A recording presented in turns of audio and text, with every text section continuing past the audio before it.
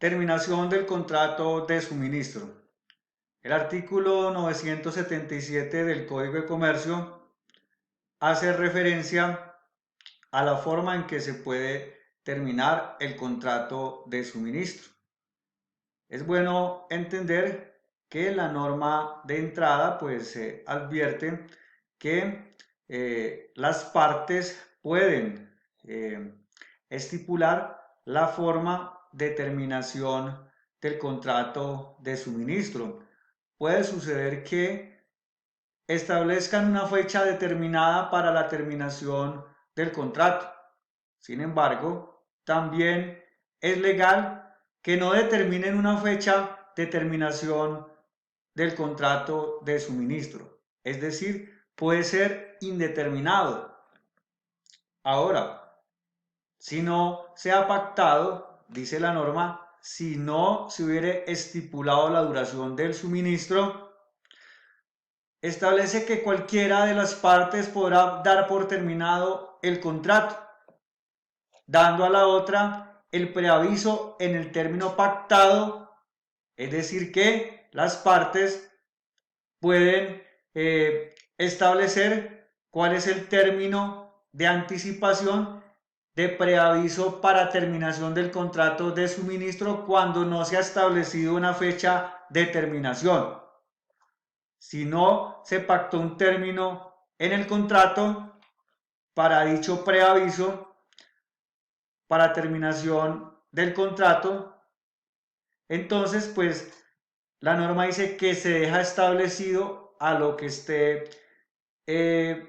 establecido en la costumbre, valga la redundancia, o en su defecto debe hacerse con una anticipación acorde a la naturaleza del contrato. Ya les había mencionado anteriormente un ejemplo. Hay que atender la naturaleza del contrato, a las condiciones de transporte, las necesidades del suministro.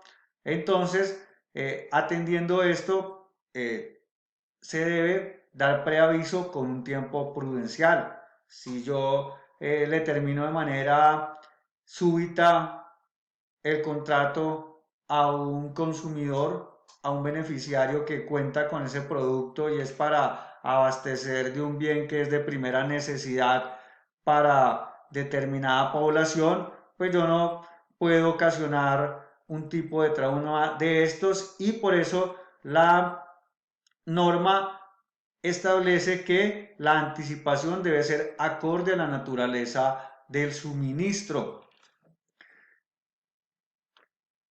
Recuerden que también, de acuerdo a lo establecido en el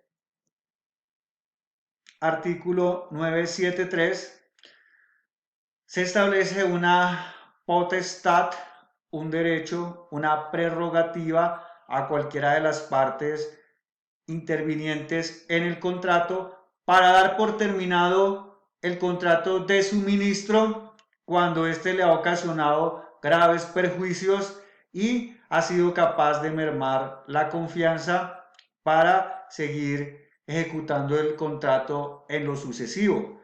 Ya les explicaba que adicional pues a causarse unos perjuicios por la parte cumplida, se le han generado unos perjuicios, también puede suceder desde un elemento subjetivo que adicional a eso pues tampoco se ve como una posibilidad que se pueda dar cumplimiento a las prestaciones futuras. Entonces ha mermado esa confianza para seguir ejecutando el contrato de suministro. Es el caso, como les colocaba en el ejemplo, una de las partes del contrato entra en estado de insolvencia, lo cual le permite seguir desarrollando su actividad e en consecuencia pues la parte digamos atendiendo los términos que veníamos analizando puede dar por terminado de manera unilateral el contrato, pero pues teniendo en cuenta todo lo que ha precedido la reflexión sobre terminación del contrato y lo que analizábamos de la norma del 7.3 sobre el incumplimiento y consecuencias del incumplimiento contractual en el suministro. También tengan en cuenta que el Estatuto del Consumidor define la cláusula de prórroga automática en los contratos de suministro, de acuerdo pues a lo establecido en la Ley 1480 del 2011, artículo 5º, numeral 2.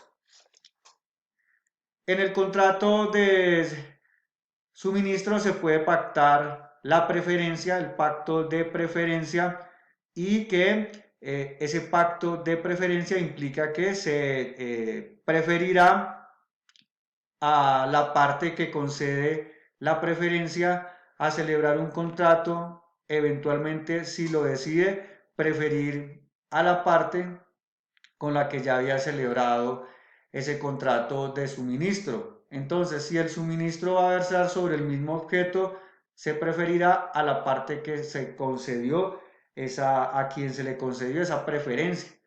Y pues como la obligación recae sobre quien la concedió, pues si él decide celebrar un contrato de suministro, preferirá a ese beneficiario que es titular de ese derecho de preferencia. El pacto de preferencia puede pactarse en ambos sentidos, tanto para el proveedor como para el beneficiario o consumidor. El pacto de exclusividad. Aquí en el pacto de exclusividad quiero hacer una precisión importante porque, de acuerdo a lo establecido en la Ley 256 de 1996, los pactos de exclusividad quedan prohibidos en Colombia, atendiendo el derecho de la competencia. Es decir, la Ley 256 de 1996, por medio de la cual se regulan los actos de competencia desleal, prohibió en el artículo 19 los pactos de exclusividad cuando estos violan la libre competencia económica. ¿Sí? Y tiene pues un sentido la norma. Fíjense que quedaron derogados en el Código de Comercio antes de la entrada en vigencia de la Ley 256 de 1996. Existía y era legítimo pactar cláusulas de exclusividad en los términos del artículo 975 y 976. Pero estas normas fueron derogadas expresamente por el artículo 33 de la Ley 256 de 1996. Este tema ha generado una discusión de orden doctrinal y de orden jurisprudencial. Así, un sector de la doctrina dice que podría pactarse en cláusulas de exclusividad siempre y cuando no violen la libre competencia económica. Ahora, otro sector afirma que siempre y cuando esa exclusividad no afecte a terceros ni la libre competencia, será legítimo pactar en los contratos estas cláusulas. Sin embargo, hay que tener en cuenta lo establecido en la Ley 256 de 1996, que derogó los artículos 975 y 976 del Código de Comercio. El espíritu de la norma tiende a proteger aquellas circunstancias y aquellas conductas anticompetitivas que violan la libre competencia económica. Por esto, a manera de ejemplo, podríamos ilustrar que en un mercado no podría presentarse, por ejemplo, una acaparación de los canales de distribución, es decir, que un solo sujeto tenga acceso a una materia prima y que éste establezca condiciones e imponga precios de acuerdo a su libre criterio y conveniencia, y de esa manera resulten afectados todos los consumidores. Por esta razón, las cláusulas de exclusividad tienen una prohibición expresa dentro de las normas del derecho de la competencia económica.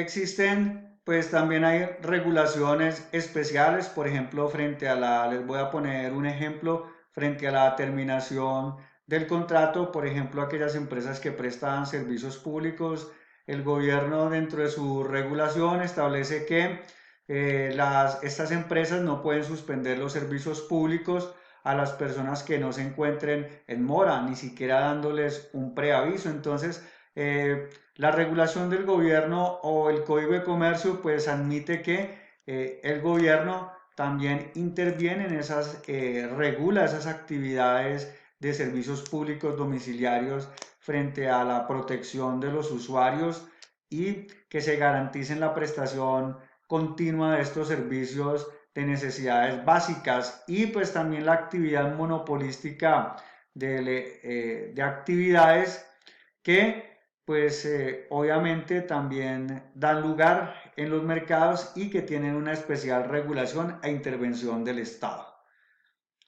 Aplicación de disposiciones de otros contratos al contrato de suministro. Es preciso entender que el contrato de suministro es un contrato marco que, teniendo en cuenta las diversas cosas o bienes sobre los cuales puede recaer su objeto o las diversas clases de servicios sobre las que puede recaer el objeto del contrato de suministro, puede dar lugar a que las normas que regulan el contrato de suministro sean insuficientes para interpretar determinadas situaciones jurídicas. Por eso se habla que es un contrato marco. Así, por ejemplo, si se trata de un suministro de cosas y se presenta una discusión sobre el saneamiento, cuestión no regulada por el Código de Comercio en el contrato de suministro, las normas llamadas a regular para interpretar esta situación son las propias establecidas en el Código de Comercio en el artículo 980 sobre la obligación de saneamiento que tiene el vendedor de mercaderías, es decir. Y también puede suceder, por ejemplo, en la prestación o en un contrato de suministro donde la prestación del servicio consista en transporte, como las normas del Código de Comercio en materia de suministro no especifican sobre concretamente ese tipo de prestaciones, entonces hay que acudir a lo que las normas regulan para el contrato de transporte. Por eso se dice que el contrato de suministro es un contrato marco que para la interpretación correcta, cada una de las prestaciones debe mirarse, o las prestaciones, bien sean de bienes o de servicios, tienen que mirarse de manera aislada dependiendo del objeto del contrato para mirar cuál contrato, por ejemplo, si es de una compraventa, del contrato de transporte, etcétera, o de un contrato de arrendamiento, le son aplicables a ese contrato de suministro. Entonces, cada caso hay que mirarlo para hacer una integración normativa dentro del contrato de suministro. Por eso es que no se podría encasillar porque pues son muchos los bienes sobre los que puede recaer, los servicios pueden ser distintos y pues hay diferentes regulaciones en contratos. Puse dos ejemplos para el saneamiento, pues se podría, como el contrato de suministro no regula esto, pues acudimos a la compraventa, atendiendo la integración normativa del contrato de suministro que por ser un contrato marco permite este tipo de análisis a la hora de interpretar cada uno de los contratos.